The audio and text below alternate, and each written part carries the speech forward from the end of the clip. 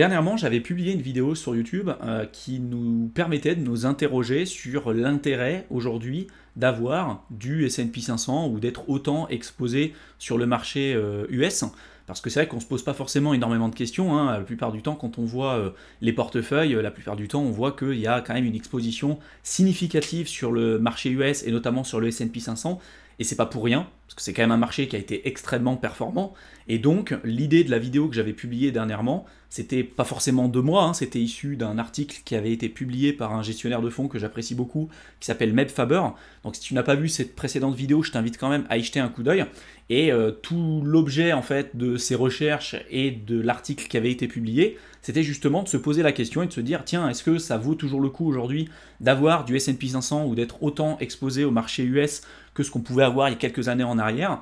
Et je te la fais courte, hein, mais la conclusion en fait de son article, c'était de dire que oui, c'était toujours intéressant d'avoir du S&P 500 au portefeuille, parce que ça reste quand même un marché porteur et ça reste selon lui encore un marché très performant. Par contre, c'est pas encore non plus obligatoire, mais que le plus important, c'est de comprendre ce qu'on fait, de comprendre son allocation d'actifs et de comprendre pourquoi on a décidé de s'exposer à un marché plutôt qu'un autre. C'est-à-dire que si on décide de ne pas forcément s'exposer au marché US, par quoi on va remplacer cette poche d'allocation de portefeuille dans justement notre allocation d'actifs. C'est-à-dire que si on se dit, tiens, j'investis pas sur du S&P 500, par quoi je vais le remplacer? Si c'est pour investir dans un marché qui est plus volatile et moins performant, ça n'a pas vraiment grand intérêt. L'objectif, c'est de trouver quelque chose qui va être peut-être plus performant, avec peut-être moins de volatilité, ou alors un peu moins performant, mais avec un peu moins de volatilité, etc. etc. Donc tout ça, je l'ai expliqué en long, large et en travers sur ma précédente vidéo, encore une fois, que je t'invite à voir, et tu la retrouveras dans la playlist bourse. Et j'avais finalisé cette vidéo en évoquant justement le Trinity Portfolio, le portefeuille Trinité, qui est un portefeuille issu de recherche académique de Meb Faber, où il expliquait que justement on pouvait aujourd'hui, avec ce portefeuille-là, le portefeuille Trinité, avoir des performances bien plus importantes et bien plus significatives que d'investir tout simplement sur du S&P 500, malgré le fait que le S&P 500 était par le passé un secteur et un marché extrêmement porteur, et peut-être qu'il le sera encore dans les prochaines années. Donc l'objectif de cette vidéo, justement, ça sera de compléter les informations que j'ai présentées sur la première vidéo en se concentrant justement sur le portefeuille Trinité de Meb Faber. Donc ce qu'il faut savoir, c'est que le portefeuille Trinité, hein, c'est issu d'un papier de recherche académique qui a été effectué par Meb Faber et son équipe. Donc je te mettrai tous les liens et toutes les sources que j'ai utilisées pour faire cette vidéo, comme d'habitude, dans la description de la vidéo. Et il commence rapidement son papier de recherche avec quelques rappels que tu connais sans doute si tu me suis depuis un certain temps. Notamment, là, il a analysé du coup les performances du marché US, donc des actions américaines, par rapport aux obligations entre 1926 et 2015. Et ce qu'on remarque, c'est que les actions ont été nettement plus performantes, puisque sur cette période de temps, elles ont fait en moyenne du 9,95% de rendement contre 5,26% pour les obligations. On a un ratio de Sharpe qui est plus élevé pour les actions américaines que pour les obligations. Par contre, bien évidemment, on a une volatilité plus importante sur les actions que sur les obligations, et surtout, on a eu un max drawdown bien plus élevé sur les actions que sur les obligations. Pourquoi? Parce que entre 1926 et 2015, on a connu bien évidemment la crise de 29, hein, la Grande Dépression, on a connu les guerres mondiales, la première, la seconde, la guerre de Corée, la guerre du Vietnam, on a connu également aussi la crise des subprimes en 2008, donc ce qui a quand même joué sur une volatilité extrêmement importante sur notamment les actions américaines, et beaucoup moins en tout cas sur les obligations.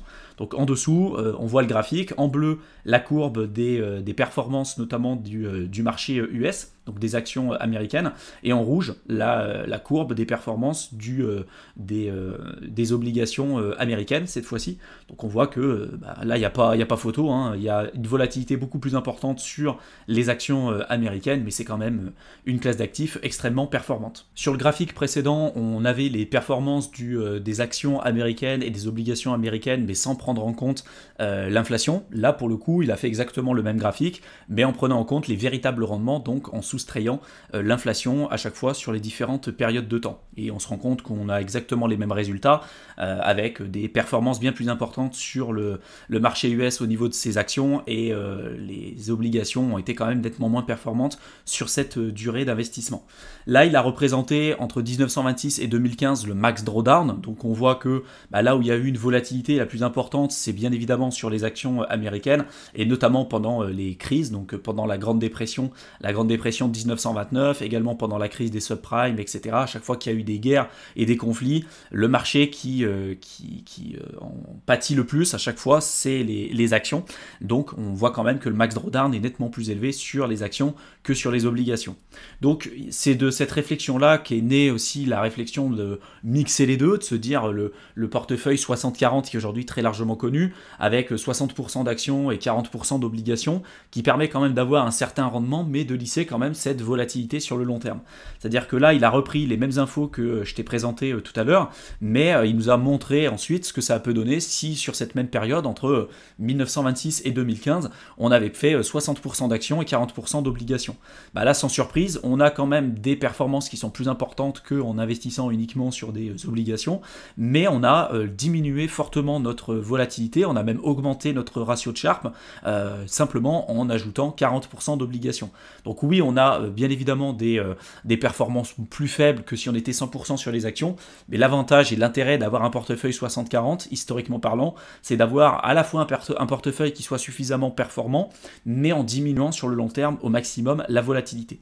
Donc c'est ce qu'on peut constater, en fait, on a la courbe en bleu qui est la courbe des actions américaines, un portefeuille qui était 100% sur les actions américaines, en rouge toujours la courbe sur 100% sur des obligations américaines, et au centre on va avoir bien évidemment la courbe en vert avec le portefeuille 60-40, donc 60% sur des actions US et 40% sur des obligations US, et on se rend compte que la courbe est bien évidemment entre les deux, donc elle est plus performante en termes de rendement que d'avoir 100% sur des obligations américaines, mais elle va être moins volatile que d'être 100% sur un portefeuille avec des actions américaines. Donc c'est un peu le meilleur compromis finalement entre les deux. Ensuite, il a fait exactement la même chose, mais au lieu de se dire je vais investir uniquement sur le marché US, que ce soit sur des actions et des obligations, là je vais investir du coup sur les actions au niveau mondial, donc des actions européennes, des actions sur des pays émergents, etc., pour pouvoir compléter les informations. Et donc il a comparé le global stock, donc en fait on va investir uniquement sur des actions, mais des actions du monde entier et pas uniquement des actions américaines. Et il a fait un portefeuille 60-40 avec des global stock et global bond. Donc global stock, c'est l'ensemble des actions du monde entier, et 40% du coup sur les global bond, donc pas uniquement des obligations américaines. Là, c'est vraiment des obligations pareilles du monde entier. Et ce qu'on remarque, c'est quand même quand on investit sur le portefeuille 60-40 avec globalement des actions du monde entier et globalement des obligations du monde entier, on arrive quand même à avoir des performances qui soient décentes, avec une volatilité qui est quand même nettement plus faible que ce qu'on pouvait avoir à côté, et également un max drawdown qui est nettement plus faible que ce qu'on pouvait avoir avec du 100% action ou même le portefeuille 60-40. C'est-à-dire que le portefeuille 60-40 US uniquement axé aux États-Unis, on avait un max drawdown de 62,39%, alors que là, juste en s'exposant au marché du monde entier, en fait, on arrive à avoir un max drawdown qui est plus faible. Par contre, attention, on a quand même un ratio de Sharpe qui est un petit peu plus faible que le portefeuille 60-40 uniquement axé sur le marché aux États-Unis. Ce qui peut expliquer en partie ces résultats, c'est que finalement, le marché US n'a pas été performant tout le temps. C'est-à-dire que oui, sur le long terme, ça a été un marché qui a été super porteur et super performant, mais il y a eu des moments où le marché US c'était celui qui était le plus performant, puis des fois c'était plutôt les actions d'autres pays, par exemple des pays émergents ou des actions européennes, etc. Et donc le fait simplement de s'exposer aux actions mondiales et pas uniquement au marché américain, ça a permis en partie de limiter cette volatilité et d'avoir des performances qui sont quand même significatives, parce qu'on a pu capitaliser à la fois sur le marché US, mais également aussi sur les autres actions des pays en voie de développement. Donc jusqu'à présent, on n'a parlé que des actifs, donc les actions et les obligations, mais il a décidé d'aller plus loin dans ses recherches et dans sa réflexion en y ajoutant ce qu'il appelle lui le Global Market Portfolio, donc en ajoutant tout un tas d'autres actifs à l'intérieur. Donc on va retrouver bien évidemment les actions américaines, on va retrouver les obligations, on va retrouver les tips, les commodities, le gold, donc les métaux précieux, les rates qui sont les foncières cotées, notamment aux États-Unis, avec l'allocation de portefeuille qui est présente ici. Et il a comparé du coup le max drawdown, la volatilité générale et puis les performances du portefeuille à un portefeuille 60-40 axé sur le marché aux États-Unis, 60-40 global market, donc toutes les actions du monde entier et puis toutes les obligations du monde entier, et puis le global asset allocation, donc à la fois avec de l'or, avec les tips, les commodities, les foncières cotées aux États-Unis qu'on appelle les rates, etc., etc. Donc ce qu'on remarque, c'est qu'on a des performances qui sont même plus importantes sur le global asset allocation que si on avait fait le 60-40 uniquement axé aux États-Unis, avec une volatilité plus faible et également aussi avec un max drawdown plus faible. Donc là, c'est quand même, ça prouve encore une fois que la diversification est extrêmement importante, qu'on peut à la fois avoir un portefeuille qui est diversifié, capitalisé sur toutes les classes d'actifs différentes, à la fois avoir un portefeuille du coup qui va être performant, mais également avec un risque qui va être plus faible, ce qui est quand même quelque chose qu'on recherche en tant qu'investisseur.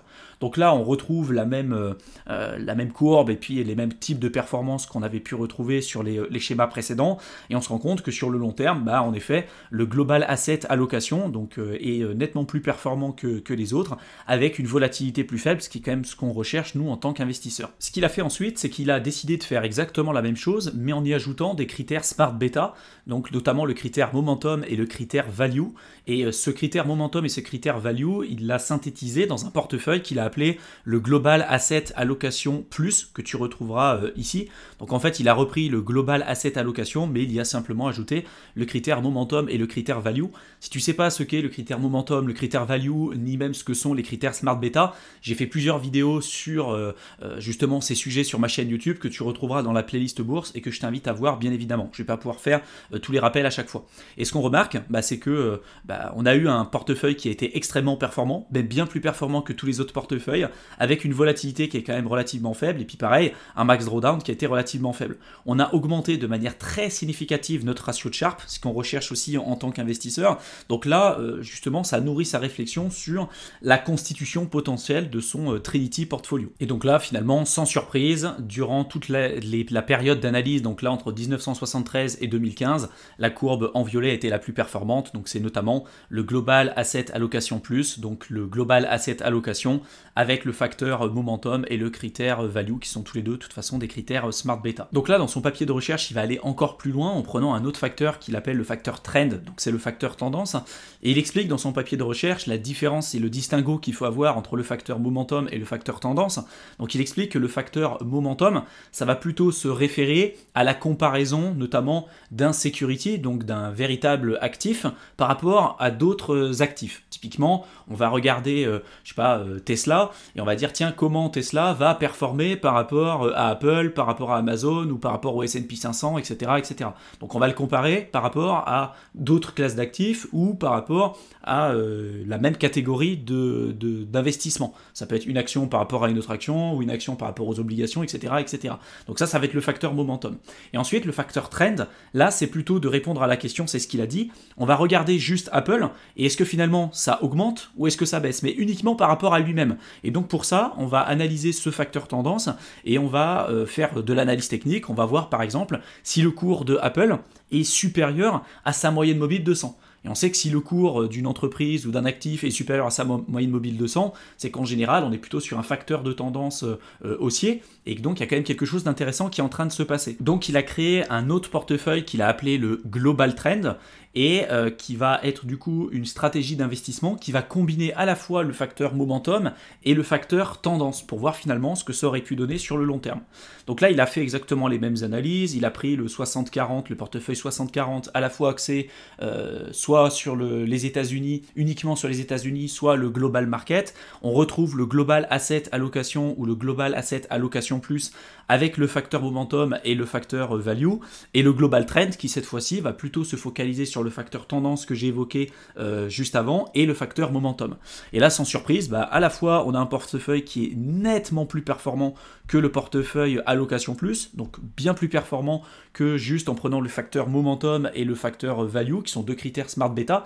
Là, on a ajouté le facteur trade et le facteur momentum. Et donc là, ce qu'on remarque, c'est qu'entre 1973 et 2015, le portefeuille global trend aurait fait une performance de 15,53%, avec une volatilité de 9,51%, un ratio de Sharpe de 1,1, ce qui est juste génial, et un max drawdown plus faible que sur tous les autres portefeuilles. Donc c'est vraiment là pour le coup ce qu'on recherche en tant qu'investisseur. Par contre, il y a un problème avec le facteur tendance, c'est que il y a des moments où on va avoir une tendance qui va être significative sur certains actifs ou sur certaines entreprises par exemple, mais on va avoir beaucoup plus tendance à être sujet au biais émotionnel et au biais cognitif, et donc de prendre in fine des mauvaises décisions.